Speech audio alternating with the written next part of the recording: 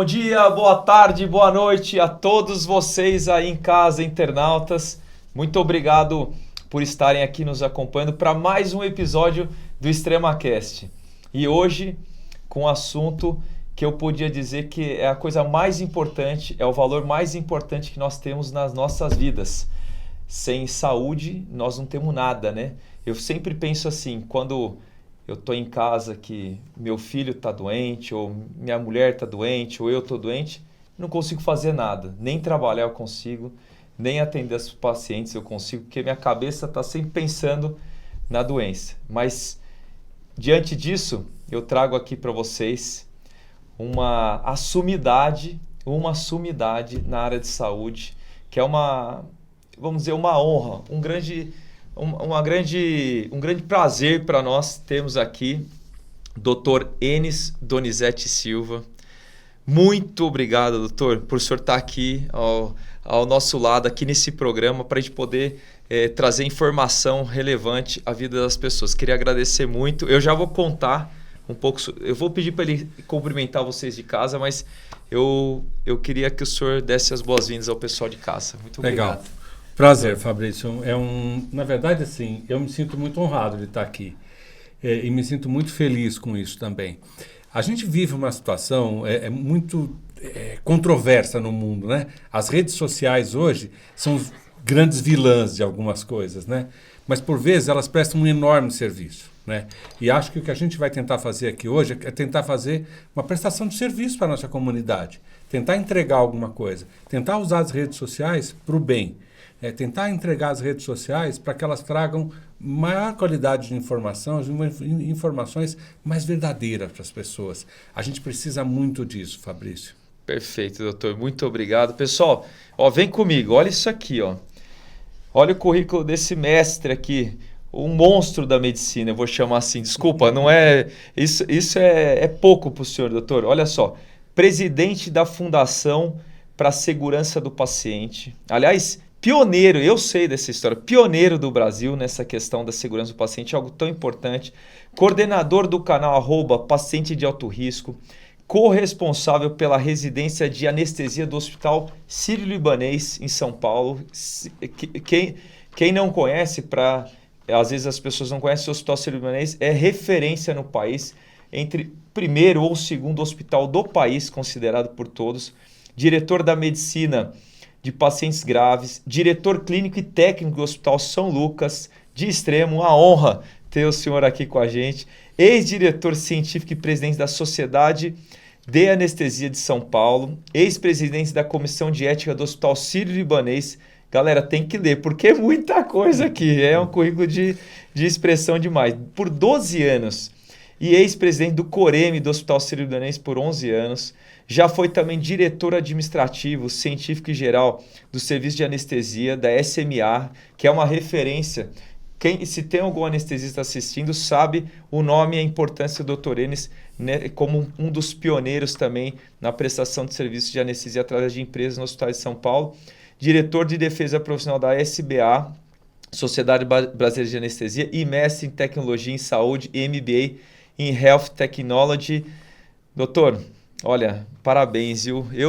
Eu sou suspeito porque eu sou um dos seus maiores fãs. Você pode ter certeza quanto carinho eu tenho pelo senhor, não só na vida pessoal, mas como profissional. Eu realmente fico feliz de ter o senhor aqui comigo, podendo a gente dialogar livremente, né? E o senhor poder fazer realmente a sua missão, que eu, sem dúvida, eu que te conheço, era para falar no final isso, mas eu vou adiantar. Eu que conheço o Dr. Enis, eu sei o quanto que ele se inspira, o quanto ele inspira todos em volta dele em relação à saúde, gente. Esse homem realmente é uma referência em saúde, porque ele vive essa questão de coração, de alma. Ele carrega isso com ele, a saúde como um todo, ali desde a beira do leito do paciente, como questão em relação a enxergar o sistema de saúde, a gestão da saúde, como pode realmente melhorar a vida das pessoas e salvar vidas, pessoal. Essa é a verdade. Doutor, sem mais delongas, como dizem, eu queria que o senhor contasse um pouco a sua história de ligação com Extrema, porque todo mundo sabe, o Dr. Enis tal, ficou um nome conhecido em Extrema nos últimos anos, certo? Isso. Muita gente conhece o senhor já em Extrema, né? É um nome que ganhou notoriedade em Extrema, mas a sua história com o Extrema é muito mais antiga do que da pandemia para cá, doutor. É bem mais antiga. Ela, na verdade, começou... Meu pai era um comerciante em São Bernardo do Campo, mas antes de ser comerciante, ele foi ajudante de vaqueiro em Minas Gerais. Então, a minha família toda vem de Minas Gerais, dos grotões de Minas Gerais. Rodeador, Corveiro, Corinto, ninguém conhece. Corveiro, da professora Corveiro. Lourdinha que estava aqui Exatamente. semana passada. Então, perfeito. Olha só. E aí, ele veio para São Paulo e ele foi trabalhar numa fábrica em São Bernardo do Campo e em determinado momento teve um programa de demissão voluntária. Ele pegou o dinheirinho dele, comprou um bar e a partir daí ele começou a vida dele em São Bernardo do Campo. Mas antes disso, e por que eu me dedico tanto às pessoas, Fabrício? Porque eu sou uma pessoa absolutamente abençoada por Deus. Meu pai, ele criou 4 filhos, na verdade, só minha irmã que nasceu numa casa, mas os 4 filhos foram criados num barraco. Minha mãe cozinhava num fogãozinho a carvão. Então eu sei de onde eu vim. Eu sei de onde eu saí e onde eu cheguei. Então, nesse contexto, meu pai se tornou comerciante, andava por esses grotões afora, comprando arroz, feijão, coisa, porque ele tinha vários pontos de comércio, e ele passou em Extrema uma vez, junto com uma pessoa que ele tinha viajado junto para comprar arroz e feijão. Conheceu Extrema, achou a cidade uma gracinha, e aí, o que aconteceu? Uns 4, 5 anos depois, ele comprou um sítio aqui.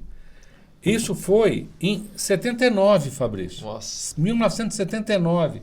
Devia ter 2.500, 3.000 habitantes em Extrema. Em 79 ele comprou o sítio. Aí esse sítio ficou, de certa forma, ele vinha de vez em quando. Aí quando foi em 81, ele resolveu vender os comércios que ele tinha, alugou a maioria e mudou para Extrema. Então em 81, meu pai se mudou para Extrema. Mudou meu pai, meu irmão que já era casado, que é o Vanderlei, casado com a Inês, já tinham 2 filhos, e mudaram as minhas 2 irmãs. Então ele morou em Extrema. Meu pai morou mais de 10 anos em Extrema. Puxa, eu não sabia dessa história. Morou ali do lado da igreja, ali naquela ruazinha que tem atrás da igreja, ali naquela ruazinha que desce ali. Ele morou ali. E meu irmão morava na rua mais embaixo, numa outra casa. E minhas 2 irmãs vieram para cá. Minhas 2 irmãs eram adolescentes ainda, a Solange e a Arlete. A Solange, que hoje está lá no cartório da Zezé, Sim. que é lá o braço direito da Zezé lá, e a Arlete, que se tornou enfermeira aqui, que trabalha hoje aqui na prefeitura, trabalha na atenção primária, trabalhou na atenção primária, trabalhou no pronto-socorro, trabalhou na vacina. Na vacina, exato. E elas tiveram os filhos, acabaram se casando aqui. Meu pai voltou para São Paulo, mas minhas irmãs se casaram aqui e aqui ficaram. Então, na verdade, a minha relação com o Extrema vem desde 79, desde 80.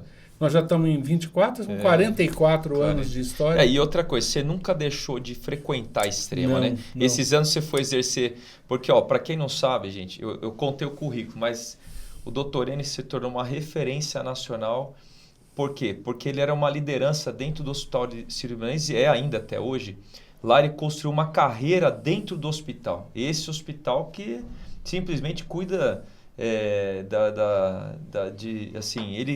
não só cuida das pessoas realmente que têm a tecnologia de ponta, é um hospital realmente de ponta, né? Mas, além disso, o doutor desenvolveu essa carreira na anestesia e perante a gestão do hospital. E isso, sempre a gente aqui em Extrema, eu me lembro quando menino, né? Assim, às vezes, até quando eu estava começando minha carreira, olha, o doutor Enes, tal, aquele... Era um negócio que a gente ficava até meio assim, né? O doutor Enes lá do Sírio, era o doutor Enes do Sírio. Então, a gente cresceu com isso aqui, porque para nós, a gente olhava assim o teu nome e via, porque eu me lembro, quando eu era molecão, tinha aí uns 18, 19 anos, eu estava na faculdade de medicina em 2003, ali 2002, e eu me lembro que eu estava vendo o Fantástico uma vez, assistindo o Fantástico em casa, daí dali a pouco tá lá, não sei se era o Lula ou a Dilma, estava internado, era um político importante, né? Acho que era o Lula na época, ou talvez o Fernando Henrique, estava internado no Sírio, e aí quando estava lá o político internado, tinha uma notícia que a imprensa leva alguém para fazer o nome do hospital, e declarar o boletim médico. E aí tava lá, Enes Donizete Silva. E eu na hora falei, nossa, olha o doutor Enes lá, que é irmão da Solange Darlete. Exato. Na época eu não te conhecia. E a gente foi conhecer você na televisão no Fantástico. Foi a primeira vez que eu te vi. Então é isso aí que o pessoal de casa às vezes não sabe dessas histórias. Né? Então, veja. Mas você estava sempre aqui, de final de semana. Sim. Às vezes. Não, e na verdade, assim, eu tinha uma ligação com o Extrema que durante uma época eu vinha fazer algumas aulas nas escolas aqui de Extrema. É que talvez você seja mais jovem, você não vai lembrar disso. Mas eu vinha dar aulas aqui de noções, de higiene, de cuidados, de doenças sexualmente transmissíveis e tal. Eu combinava com as meninas e vinha aqui dar aula de vez em quando. Sim. Então, assim, sempre... E eu adoro Extrema, né? Assim, é uma cidade que acolhe as pessoas com um coração muito grande, né? Mas mais do que isso, né? É uma cidade que, do ponto de vista turístico também, tem muita coisa bacana, muita coisa legal. Então, naturalmente, assim, era um lugar que a gente vinha. Você sabe, quando você faz faculdade de medicina, você tem pouco tempo, principalmente quando você vai entrando na residência, pós-residência, com plantão, final de semana, fica mais complicado. Mas inúmeras oportunidades eu nunca deixei de frequentar a cidade. É isso aí. E eu trouxe algumas questões aqui para que o pessoal de casa possa realmente entender um pouco mais de saúde. Eu acho que isso é o mais importante. Nós vamos fazer alguns outros episódios, gente, porque saúde é um tema que não dá para ficar num episódio só. E a ideia agora realmente é que vocês tenham conhecimento amplo, né, para a gente chegar em coisas mais detalhadas. E aqui uma pergunta que eu tenho para o senhor, assim, a opinião do senhor, o que você acha que nos últimos, vamos dizer, 100 anos da medicina possa ter mudado, avançou? Como que você pode falar da medicina para as pessoas? O que a pessoa de casa que é leiga quer saber, sobre a medicina, como que ela vem evoluindo? O que o senhor acha? É uma pergunta genérica, mas difícil de responder. Não, mas eu acho que assim, é bom para a gente poder traçar um cenário, né? A primeira coisa é o seguinte, você vai na farmácia hoje e compra qualquer antibiótico, né? Com a receitinha, você vai lá e compra um antibiótico. Há 100 anos atrás, não existia isso. Por acaso, o Pasteur colocou umas placas de Petri lá e descobriu que em determinadas concentrações um germe não crescia naquele negócio. Ele retirou aquilo, era um fungo, era o penicilino, e desse fungo ele derivou e fez a primeira penicilina. Então, assim, isso tem cento e poucos anos, Fabrício. É muito pouco tempo. Né? É uma brutalidade o que a gente evoluiu nos últimos anos do ponto de vista médico. As drogas anestésicas eram drogas que tinham um monte de efeito colateral. Hoje a gente costuma dizer o seguinte, a sala de recuperação pós-anestésica pode virar outra coisa, menos recuperação de anestesia, porque você injeta remédios às vezes por 4, 5, 6, 7, 10 horas no paciente e ele desperta rapidamente. Então, a evolução do ponto de vista farmacêutico foi brutal. Monitorização, que são... Tecnologia. Você coloca, por exemplo, o eletrocardiograma, que também foi criado, o conceito foi criado há uns 200 anos atrás, mas dessa forma mais moderna que a gente tem 30, 40 anos mais ou menos aí, que a gente utiliza ele de uma forma muito ampla, que ele vê uma série de outras alterações que não só os batimentos cardíacos. Então, ou seja, nos últimos anos a medicina evoluiu muito e evoluiu de uma maneira muito grande. Só que na hora que você faz essa evolução, você paga um preço por isso. A gente chama o preço da inovação. Então, neste momento, na hora que eu coloco esta garrafa d'água aqui, todo mundo produz água, ela custa barato. Na hora que eu produzo algo que é de uma labuta interna, que veio dentro de um programa de pesquisa, e eu lanço acabou de sair no mercado, custa muito caro. Tipo Ozempic, a caneta da moda. Está custando lá R$1.000, o cara não consegue comprar. Exatamente. Vai ficar barata daqui 2, 3, 4 anos. Não, vai ficar barato mais precocemente. Hoje, só para você ter ideia, hoje uma empresa nacional, por quê? Existe genérico e similar. Né? Tem o remédio de marca, o genérico e o similar. Então, existe uma lei no Brasil que você pode fabricar o similar. Um laboratório nacional falou hoje, fez uma declaração hoje, que vai produzir o Ozempic no Brasil. Primeira coisa, as ações dessa empresa subiram hoje na Bolsa 25%. Top, sensacional. Top. E provavelmente vai lançar com valor mais barato. Mas assim, quando foi lançado, só para você ter ideia, o PIB da Escandinávia aumentou por causa das vendas do Ozempic, porque foi um laboratório de lá que descobriu a fórmula. Puxa. Mudou o PIB do país. Olha o tamanho que é isso. Então a gente chama isso de inflação médica. Então tem a inflação financeira e a inflação médica. A inflação médica, infelizmente, ela sempre é acima da inflação financeira. A inflação no Brasil foi 4,5%. A inflação médica foi 7, 7,5%, 8%, 9%. O que significa isso? Amigão, todo ano você vai ter um custo muito mais aumentado dos seus produtos, da sua tecnologia, dos seus processos de cuidado, muito acima da inflação oficial.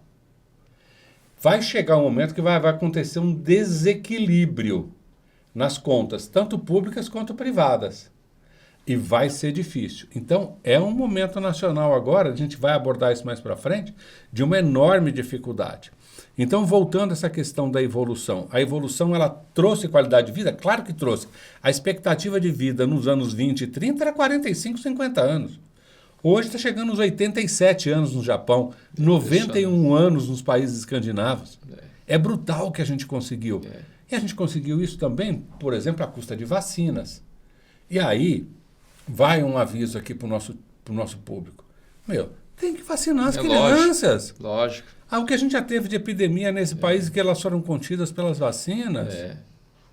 Não é? Sim. Então, assim, a medicina, ela traz uma enorme quantidade de oportunidades para a gente viver mais. Só que o custo disso é um custo muito alto. Agora, todo esse histórico de avanço nos últimos 100 anos da medicina, ele, na opinião do senhor, ele está indo de encontro a questões de políticas públicas básicas? O senhor acha que está acompanhando, assim, por exemplo, né, a questão de saneamento? Como que está? Isso é acompanhado? Porque não parece um paradoxo que a gente vive? Ao mesmo tempo que é um avanço tão grande na ciência, e o outro lado ali, que é de responsabilidade dos governantes e... Tinha gente que falava o seguinte: por que eu vou fazer transplante de fígado se eu não tratei das verminoses ainda? Isso. Eu vou primeiro tratar das verminoses para depois fazer transplante de fígado. Certo. Um país como o Brasil, que vai ser a 8ª economia esse ano, vai ser a 8ª economia, está tendo um dado hoje do Banco Mundial, fazendo uma... E a Índia vai para terceiro. A Índia vai para terceiro, isso. Ou seja, é a 8ª economia do mundo. Entre 200 e tantos países. Então, consequentemente, a gente tem que investir na verminose e no transplante de fígado. A questão toda é quanto eu preciso de infraestrutura básica para dar suporte para isso. O que significa? Você tocou num ponto importante: saneamento e água. E quando a gente vai para isso, o marco do saneamento foi sancionado há 3, 4 anos atrás no Senado Federal. Até então, a gente não tinha um marco entre... Quando a gente fala de um marco regulatório, significa o seguinte: isso agora, a partir de agora, é uma cláusula pétrea. Nós vamos investir nisso. Se o cara não fizer, ele vai ser punido. Vai ser punido. Então, veja. Então, na hora que a gente fala isso, a gente vai olhar o país e falar o seguinte: quem tem acesso à água tratada no país? Dado recente. Menos de 50% da nossa população tem acesso à água de qualidade. Menos de 42% da nossa população tem acesso a saneamento de qualidade. Então, veja, isso é um buraco grande. A gente tem problema em Extrema disso. A gente ainda tem alguns bairros aqui que tem essa situação crônica, não? Com certeza. Não, e você pega assim que...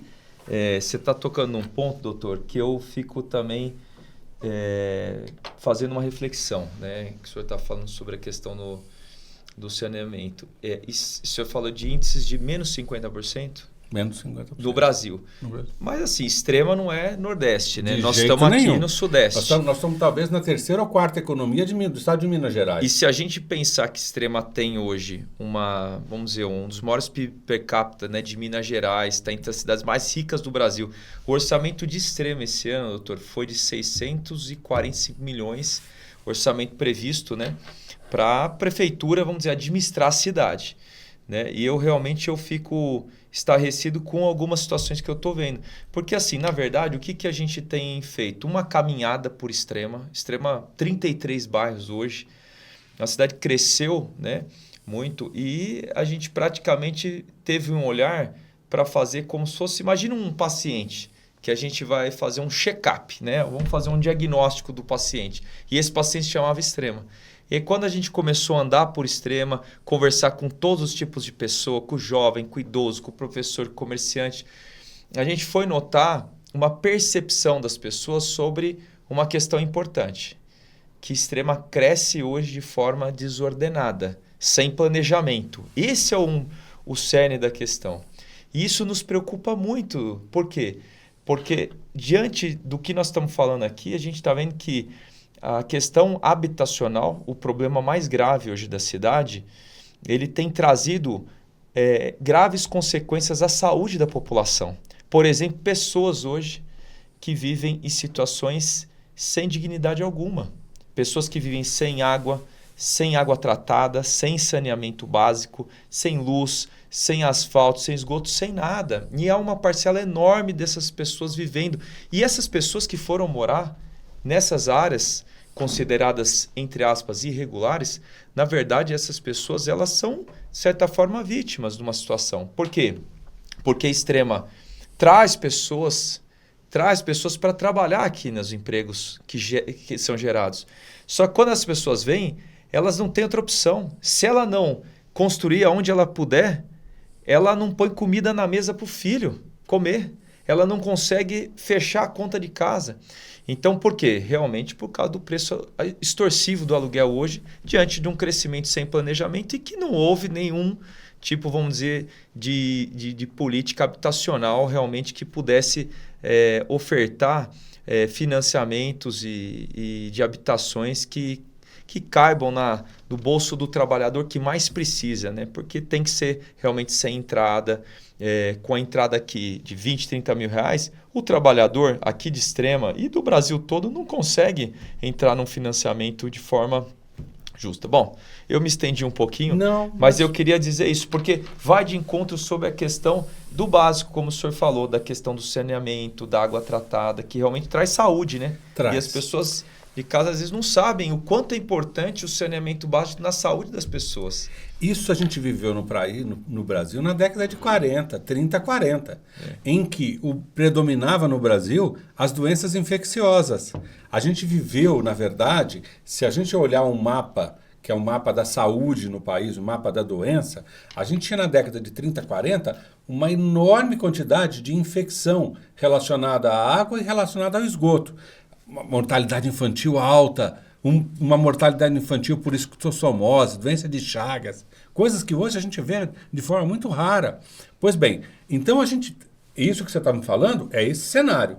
Por quê? Porque o que predomina hoje no mundo é o que a gente chama de doenças crônicas não transmissíveis, né? Então, na hora que eu resolvo esse problema, e veja, por que eu fiz questão de falar que nós seremos a 8ª economia do mundo?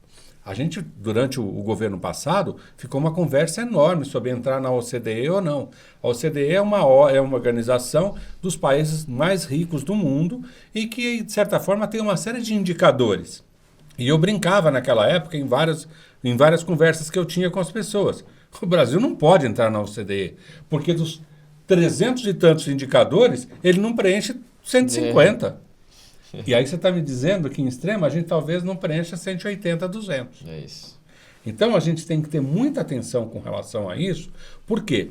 Porque isso, de certa forma, é um pilar do poder público, na minha opinião. Certo. A água, o saneamento básico, a educação, a saúde, a segurança, são pilares. São coisas que o poder público não pode abrir mão de jeito nenhum. É o marco regulatório que o senhor fala. É o marco regulatório. Entre falar o seguinte, bem, vamos colocar asfalto em tal lugar e tal lugar, mas vamos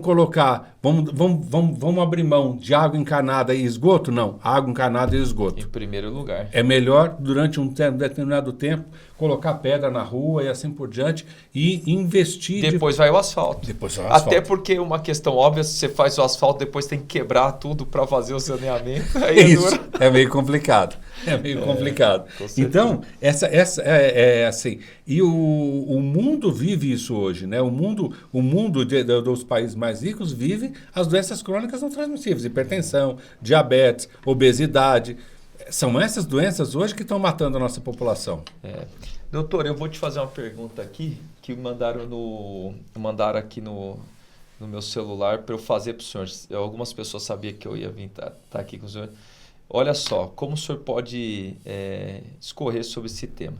Saúde, um direito de todas, da Constituição de 1988. Como nós podemos dizer sobre isso, quer dizer, num país, né, qual o SUS realmente...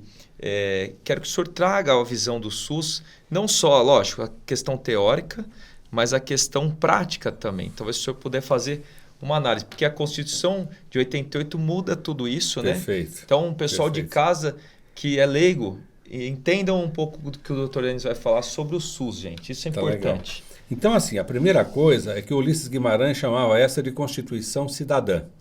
Ele dizia que essa Constituição, que foi promulgada em 1988, na estruturação de uma Assembleia Nacional Constituinte, veio logo depois da queda do regime militar, tá certo? Foi o primeiro fôlego democrático que a gente ouviu no país, foi a Constituição de 88. Ela trouxe uma série de benefícios do ponto de vista de bem-estar social. E na saúde foi criada essa frase.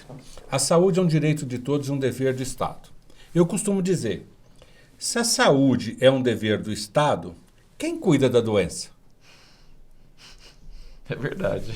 Porque doença é a antítese da saúde. Sim. Então a responsabilidade do poder público é manter a saúde? Ok. Eu não vou atender nem atendimento terciário e quaternário. Só vou fazer atendimento primário. Sim. Porque se eu me ater àquilo que está na Constituição, que é saúde, é atenção primária. Só. Para o pessoal de casa, é PSF, UBS. É BS, primário. é isso. É a atenção primária. Só que, na verdade, existiu, a partir da Constituição, a entrada, de uma certa forma, formal, de um outro sistema de saúde dentro do país, que foi a chamada saúde suplementar. Então tem a saúde pública, que é dever, é um modelo tripartite hoje, tem o Estado, tem o governo federal, o governo estadual, o governo municipal, então a responsabilidade pela saúde é desse trio. Em contrapartida, a Constituição de 88 abriu a oportunidade e a possibilidade da atenção da saúde suplementar, da saúde privada, da saúde que você paga para ter acesso a ela, veio a partir da Constituição de 88. Porque antes de 88, o que a gente tinha eram os institutos, era o INAMPS, era o Fundo Rural, né? O Fundo Rural, o fulano, ele tinha direito a receber um dinheirinho e tinha atendimento. Mas se a gente voltar um pouquinho mais para trás, eram os institutos de atendimento do Estado, do governo federal, eram os institutos ligados à indústria, à SESI e assim por diante, que cuidavam da saúde no país. Sim. A Constituição veio organizar isso. Na hora que ela organiza isso, ela falou o seguinte, olha, esse sistema é um sistema universal. Ou seja, todos nós do país temos direito a ele. Covid, a gente viu isso. Nós recebemos vacina do Estado. Você não tinha vacina federal. É verdade. Então, os 200 e tantos milhões de pessoas do país, de certa forma, usufruíram do benefício da vacina. E o Programa Nacional de Vacinação do Brasil é um programa exemplar no mundo inteiro. Pois bem, então existem estratégias nacionais de saúde pública e existem as estratégias locais. Então, o governo federal, Programa Nacional de Vacinação, o governo federal é que compra a vacina e distribui para os estados e para os municípios. É grana do governo federal. Quando eu falo de um hospital, aí é diferente. Um hospital, ele vai ter o dinheiro do fundo tripartite que vai entrar para manter aquele hospital. Aí eu presto serviços para o Sistema Único de Saúde. Aí eu presto o serviço, preencho uns documentos, encaminho isso e recebo o dinheiro de volta. há mais ou menos 16 anos o SUS não tem atualização na sua tabela. Sim. Só para o nosso público entender. Sim. Eu for fazer uma cirurgia de hérnia, por exemplo, no SUS, o valor total que envolve o hospital, os honorários médicos, deve ser em torno de R$ 1.200, R$ 1.300. Não passa disso. Não passa disso. É impossível você conseguir entregar saúde com isso. Então a gente tem um grande problema de financiamento na saúde pública. A gente vive o mesmo problema na saúde suplementar, mais ou menos. Por quê? Porque na saúde suplementar existem, na verdade, planos de saúde diferenciados. Esse plano de saúde mais simples, que dá direito só ao atendimento ambulatorial. Ele praticamente já foi extinto do mercado, porque as empresas não têm interesse nesse plano de saúde. O que mais que elas colocaram no mercado? Um plano de atendimento hospitalar, com restrições. Então, determinados procedimentos, está lá escrito lá no contrato, naquelas letras miudinhas lá, né, que você não pode fazer. Tal prótese você não pode receber, tal material você não pode receber e assim por diante. Então, a saúde suplementar, ela é regulada por uma agência, chama Agência Nacional de Saúde, ANS. A ANS é uma agência reguladora que ela veio mais recentemente, ela veio bem depois da Constituição, ela foi organizada no governo Fernando Henrique Cardoso, em que se criou uma entidade para, de certa forma, fazer a auditoria e fazer o monitoramento e criar a legislação relacionada à prática da saúde suplementar no Brasil. Durante muito tempo, a ANS foi acusada de ser, na verdade, um latifúndio da saúde suplementar. Os presidentes dela vieram da saúde suplementar. Na minha opinião, é quase que uma coisa natural. Agora, a questão toda é a seguinte. É que na hora que a gente olha o custeio da saúde, tanto na saúde pública quanto na saúde privada, lembra que eu falei da inflação médica? Sim. Bicho, não cobre. Não tem como. Nem num lado, nem no outro. Nem num lado, nem no outro. E o que aconteceu nos últimos anos, principalmente depois da pandemia? Daquele momento que começou a pandemia, todo mundo ficou com medo de operar e com medo de se internar no hospital. Você lembra disso? Lembro, opa. Todo mundo recuou e os hospitais ficaram quietos. Os planos de saúde se beneficiaram daquilo. Porque, só para a gente ter uma ideia de números, tá? A gente faz em torno de 11 a 13 a 14 milhões de procedimentos pelo país durante o ano na saúde suplementar. E faz mais 16, 17, 18 milhões na saúde pública. O que aconteceu naquele momento? Suspendeu tudo. Os planos de saúde continuaram recebendo o dinheiro deles. Então eles tiveram lucro no primeiro ano da pandemia, no segundo ano, até na metade do segundo ano da pandemia, os planos de saúde no Brasil nunca viveram uma situação tão excepcional quanto eles. Por coisa. E a saúde pública nunca recebeu tanto dinheiro. Porque para se prover e estruturar os hospitais para atender a pandemia, se investiu muito. Sim. Então, foi uma quantidade de dinheiro brutal que aconteceu no país, tanto num lado quanto no outro. O que aconteceu depois? Do segundo ano para o terceiro ano da pandemia. Os doentes começaram a ficar muito graves e foram para os hospitais. E os custos eram enormes. Então, os planos de saúde que tiveram lucro antes começaram a ter que desembolsar dinheiro. E mais ainda, sobrou as sequelas. Porque muita gente ficou internado muito tempo com lesão no pulmão, com lesão no coração, e agora tem uma sequela cardíaca, uma sequela pulmonar. Tem que ser cuidado por muito tempo. Sim. Então, a conta se inverteu. Se inverteu completamente. Exatamente isso. E aí o custo ficou muito alto. Então a gente chama isso de sinistralidade, que é você paga um prêmio, ou seja, na hora que eu vou lá e pago R$300 para o meu plano de saúde no mês, a gente chama isso de prêmio.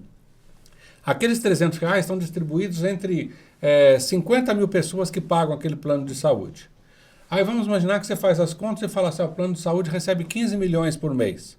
Só que daqueles 15 milhões, ele compromete 17, 18, 19. Todo mês ele tem 2, 3 milhões de prejuízo, 4 milhões de prejuízo, 5 milhões de prejuízo. Chega no final do ano, ele faturou 180 milhões e teve um prejuízo de 45, 50, 60 milhões. Se o cara está bem posicionado do ponto de vista financeiro, ele vai aguentando isso, vai aguentando esse tranco até equilibrar. Mas se ele não está bem equilibrado... Exato. Não, e outra coisa, né, doutor? A gente vê que sobre a questão dos custos, vocês veem aí, pessoal, que o doutor Enes está nos trazendo muita informação e relacionado principalmente aos custos da saúde, que a gente sabe que não fecha a conta nem na saúde suplementar, que é dos planos de saúde, nem na SUS, muito menos. Então, esse é um desafio enorme. E diante disso entra a questão do que o doutor realmente vem falando, a gente sempre dialoga muito, a questão da importância da saúde primária, preventiva. Exato. Esse é o caminho. E veja, Fabrício, porque o custo do paciente, né, doente e o custo de você prevenir a doença. É isso que o povo tem que entender. Lembra que a gente falou, a Constituição garante que a saúde é um direito de todos. Eu vou trabalhar fortemente pela saúde. Quando eu falo da saúde, por exemplo, eu falo de hipertensão, diabetes, sobrepeso e obesidade, o que eu estou dizendo é que o sobrepeso e a obesidade pioram o desfecho do paciente hipertenso, do paciente diabético, tá certo? Se eu reduzir o peso dele, às vezes ele deixa até de tomar o remédio de hipertensão. Deixa até de tomar o remédio para o diabetes. Ele fica curado. E veja, muitas das vezes você não vai na farmácia para curar aquela obesidade. Sim. Você vai no centro de reeducação física. Extrema está cheio de equipamentos públicos de ótima qualidade do ponto de vista de atividade física. A gente tentou, nos últimos 4 anos, implementar centros de cuidado. O que era isso? Qual era a ideia, Fabrício? A unidade básica de saúde cuida da saúde primária. Eu vou colocar junto dele um psicólogo, alguém do educador físico, alguém da reabilitação, um nutricionista... Vou colocar... Multidisciplinar. E vou separar aquela população. E eu tenho como mapear isso. Quantos obesos e sobrepeso eu tenho extremo? Pelos dados do IBGE, em torno de mais de 40% da população chega nessa condição. Tá bom. Eu vou ter nome e sobrenome dessas pessoas. Em extrema dá para fazer isso. Pois bem, o que eu vou fazer com nome e sobrenome? Vou criar um programa de reabilitação individual. Um programa global e um individual. E vou atuar nisso de maneira muito forte. Eu vou investir muito dinheiro nisso, vou investir recursos, vou investir tempo e assim por diante. Por quê? Porque eu sei que na hora que o fulano ele volta para o peso normal, várias dessas patologias estão se resolvendo. Ele vai deixar de ir na farmácia. Mais do que isso. Ele vai deixar de ir no pronto-socorro com crise hipertensiva. Ele vai deixar de ir no pronto-socorro com infarto do miocárdio. Ele vai deixar de ir no pronto-socorro com derrame. E você vai criar uma população mais saudável. E olha, e quando a gente olha isso, você fala, saúde, então saúde significa só na atenção primária, na atenção básica, nesses centros? Não. Saúde é cultura, saúde é lazer, saúde é bem-estar. Então tem uma intersecção hoje com a palavra saúde com todas as estruturas. Grande. Ela conversa com todas essas outras unidades, essas outras secretarias. E desculpe, eu fiquei 3 anos e pouco na prefeitura, eu nunca vi isso, eu tentei fazer isso. Juntar todo mundo numa mesa para falar o seguinte, falar, fulano, ciclano, você, vamos juntar aqui, vamos discutir saúde dentro do aspecto cultural, do aspecto turismo, do aspecto da atividade física e assim por diante. A gente não conseguiu fazer isso. Mas olha, essa visão que o senhor está nos passando, para mim, particularmente eu como médico, como cidadão, eu tenho essa consciência da importância disso que o senhor está falando, doutor. Porque realmente, pessoal, é o melhor caminho para a gente realmente, do ponto de vista de gestão, estratégico, inteligência, na saúde é essa visão, de você realmente poder trabalhar a população de forma preventiva, através da saúde primária, aprofundar, investir muito nisso, porque dessa forma, primeiro que para todo mundo é melhor você prevenir do que se ficar doente. Isso do ponto de vista individual. Claro. E do ponto de vista de gestão do recurso e em relação ao que nós podemos entregar de resultado da gestão pública, isso realmente é o caminho, né, doutor? Infelizmente, às vezes se esbarra em algumas questões. Exatamente. Eu queria... E aí, ó, só para a gente poder usar talvez um gancho em relação a isso. Quando eu falei lá atrás que a saúde pública é um direito de todos e o acesso é universal, Fabrício, eu tenho que ter um acolhimento universal. Eu não posso ter um escolhimento individual. Com certeza, infelizmente. Então, na hora que eu fico pegando fulano e ciclano pelo braço e colocando para dentro do sistema, eu estou fazendo um escolhimento individual. Lógico. Em detrimento de um acesso universal. Lógico. Então, a gente tem que ser muito cuidadoso com isso para a gente não cair nesse assistencialismo. Porque esse assistencialismo ele é perverso. Ele pode ajudar os 2 ou 3 que de certa forma, eu peguei pelo braço. Mas os outros? E os outros 97? E outra coisa, com que critério, né? Com que critério que se define quem tem que estar na frente de uma fila? Não, eu imagino que o ideal, imagino eu, numa cidade comum brasileira, na qual uma prefeitura de Extrema que tem o recurso que tem, né? E ela consegue... através de por exemplo, tem um projeto aqui em Extrema, que o senhor sabe, tem conhecimento, que é realmente o mutirão de cirurgias e exames para fazer via prefeitura, credenciamento. Né? Isso foi criado em 2009, salvo me engano, mas 2008, 2009, ali, nas eras do governo lá do Dr. Luiz Sebastião. E quando foi criado esse mutirão, de cirurgias e exames, era justamente com o intuito de diminuir a fila, né? Zerar a fila, diminuir a fila, porque Extrema tinha dinheiro, tinha recurso, então eles aplicaram nisso. Né? Eles tinham já caminhado bem amplamente nas redes de UBS, já tinha cobertura 100% de UBS nos bairros naquela época. Né? E eu me lembro que foi criado esse projeto e cada ano que passou foi sendo aumentado o número de cirurgias e exames via prefeitura SUS, entre aspas. Né? Uhum. E, claro, a Extrema foi tendo mais recurso, foi tendo mais gente que chegava para morar aqui e isso foi aumentando. Hoje está em números maiores, mas tem muito mais dinheiro e mais gente morando, é normal. Claro. Né? Mas o que eu imagino que o correto seja, assim, a pessoa... passa num cirurgião, vou dar um exemplo pro pessoal de casa, passa num cirurgião, o senhor precisa fazer uma retirada da sua vesícula porque tem um cálculo ali dentro, uma pedra na vesícula, como o povo fala. Olha, o paciente recebe uma carta de encaminhamento, vai à Secretaria de Saúde, lá vão ter 2 ou 3 secretárias que vão captar aqueles documentos, já indicados por um médico técnico especializado em medicina, e aí vai para um banco de pacientes que tem uma fila. Dentro dessa fila tem um critério técnico ali que decide, mas né, não um critério político. Esse é o problema. Tem que ter um critério técnico e não um critério político, senão realmente você acaba escolhendo uma pessoa na frente da outra com qual critério. Isso realmente nos entristece.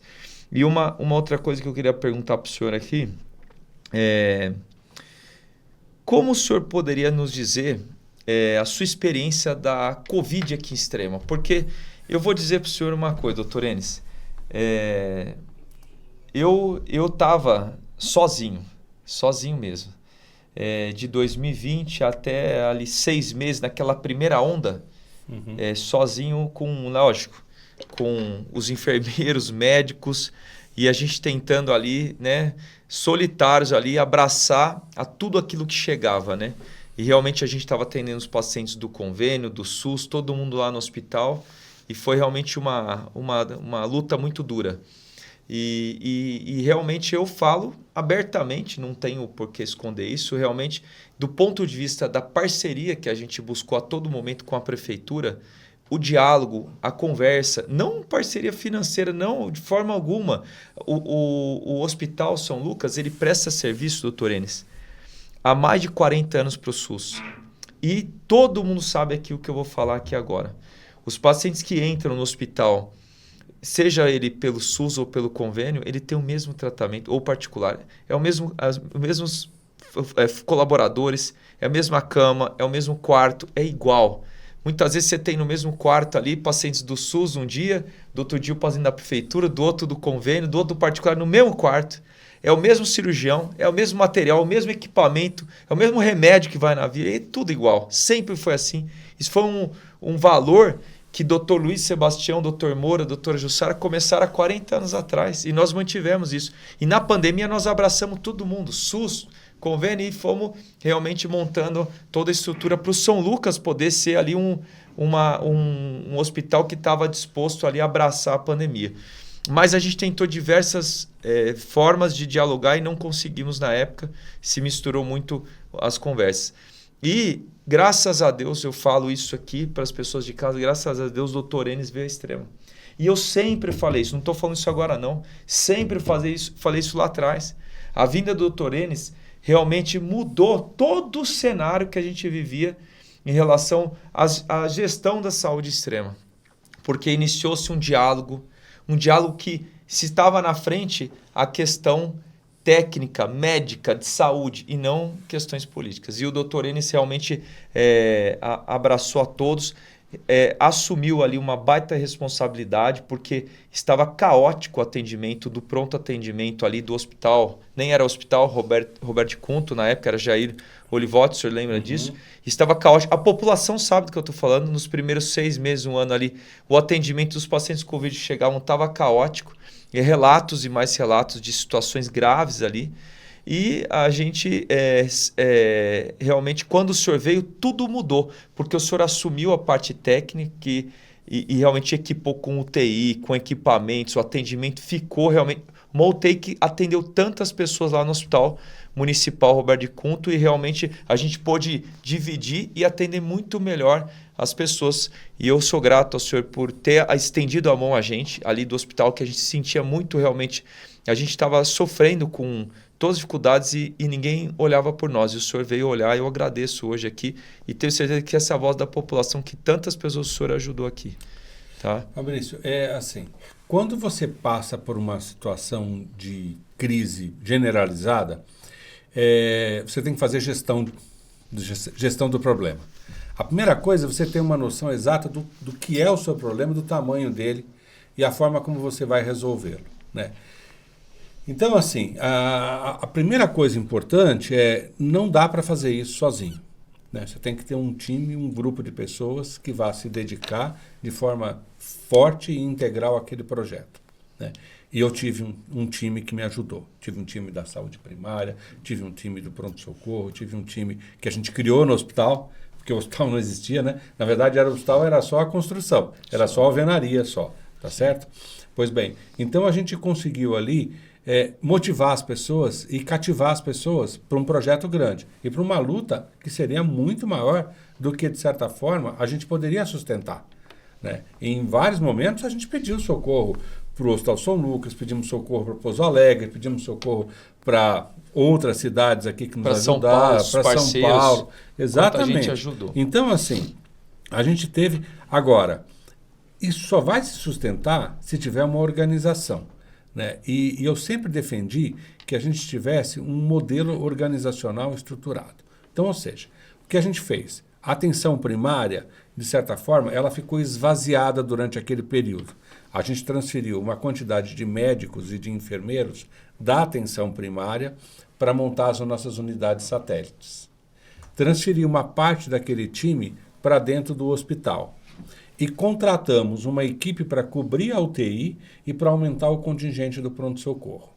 Então a gente criou unidades sentinelas, que atendiam só síndrome gripal e Covid. Fizemos as unidades básicas de saúde voltadas também para testagem ampla. Essa foi uma outra coisa. Nós somos eu não tenho dúvida nenhuma que nós somos a cidade no Brasil que mais testou o Covid. A gente testou aqui milhares e milhares e milhares e milhares de testes. Era a recomendação principal. Era a recomendação principal. E a outra coisa que eu acho que a gente conseguiu fazer foi a gente conseguiu dar um atendimento de qualidade para aqueles doentes mais graves. Porque na hora que a gente criou uma unidade dentro do pronto-socorro, de repouso, em que a gente tinha médico 24 horas cuidando dele. Então tinha médico na retaguarda, tinha médico na triagem, aumentamos o contingente de médicos no pronto-socorro, criamos o hospital, tinha médico na terapia intensiva, tinha médico 24 horas na enfermaria. tinha enfermeiro, tinha técnico. Então, ou seja, a fisioterapia que foi vital para a gente. Então, a gente conseguiu criar um contingente e a partir, eu não diria quase que da noite para o dia, a gente criou um hospital. Sim. E que eu tinha a esperança que o hospital continuasse, sabe, Fabrício? Por quê? Porque eu acho que aquele hospital prestou um enorme serviço e ele poderia continuar. Uma UTI lá, olha que coisa maravilhosa. Exatamente. Não, gente, isso não é da boca para fora, não. Isso é verdade.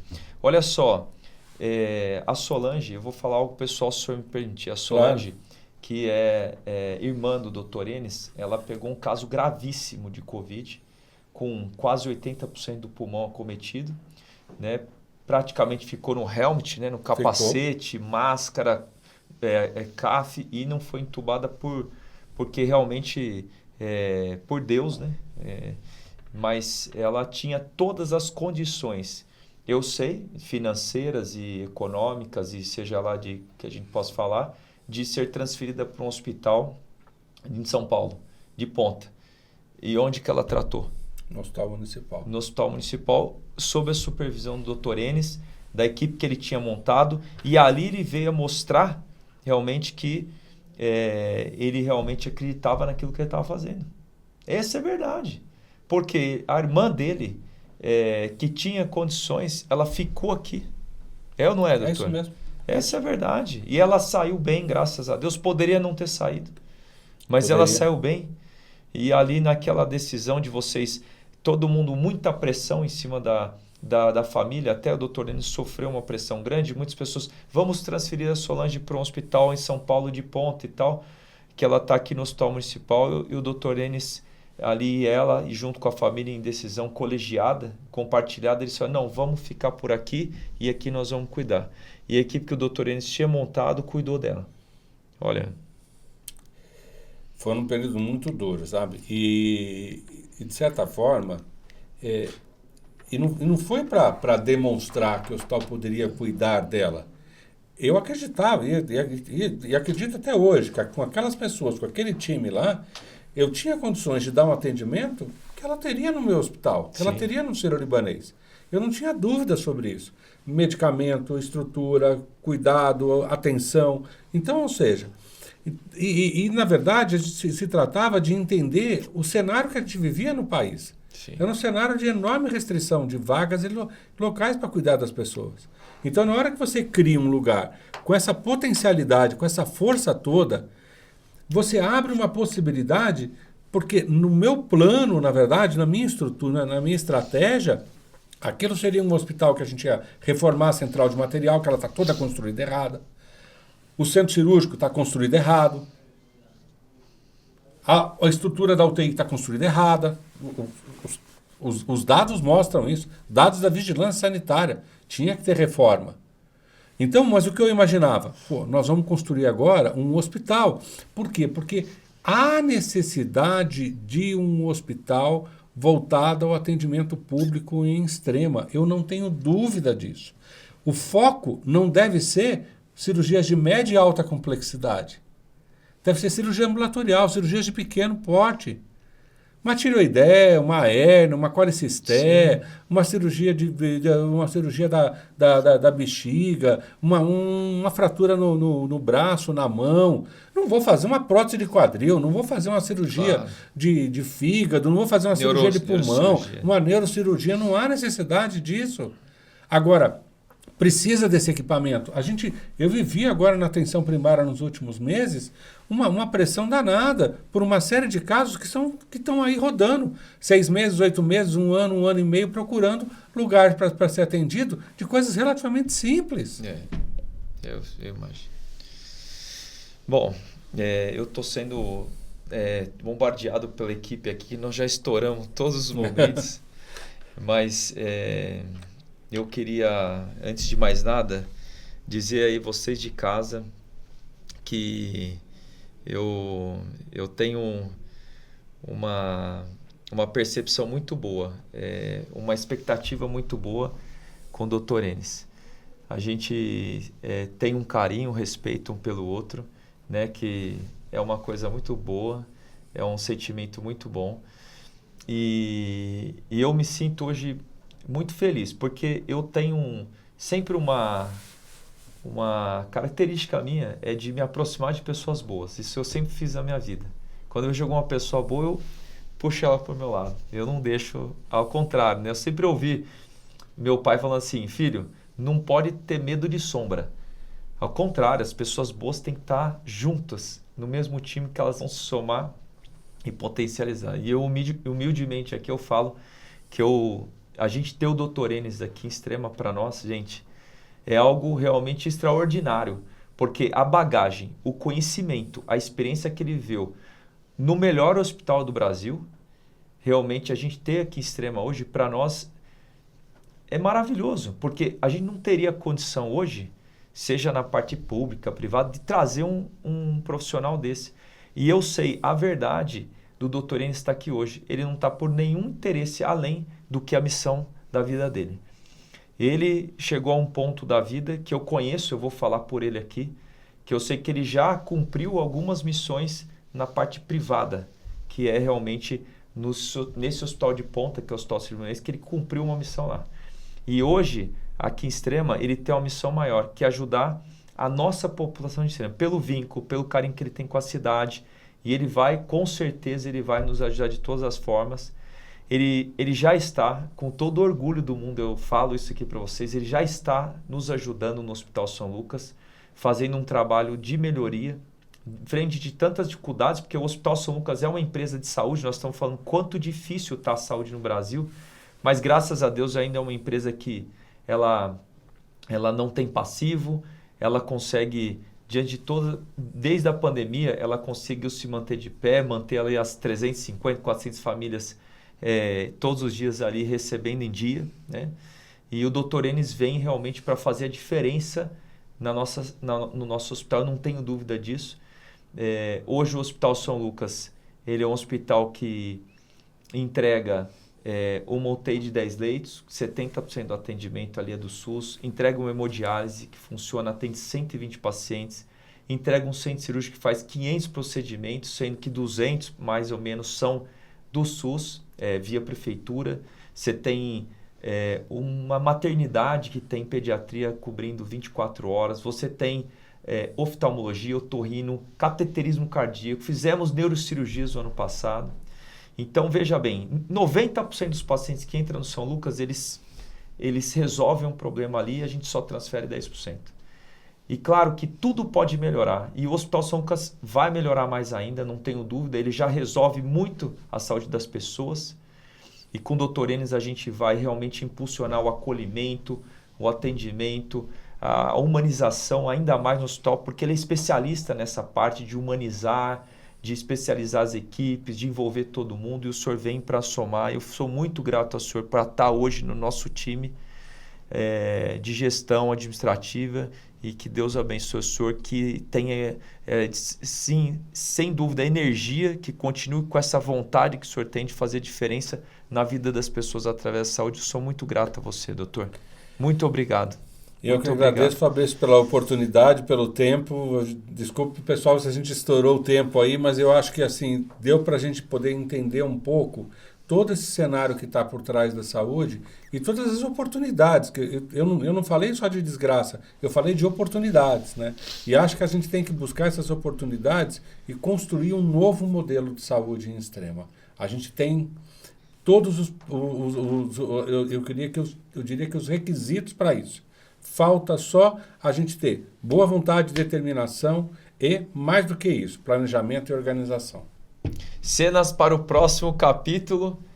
Extrema no futuro. Vamos em frente. Na saúde. Tá bom, doutor. Obrigado. Perfeito. Valeu. Valeu, garoto. Obrigado. Imagina.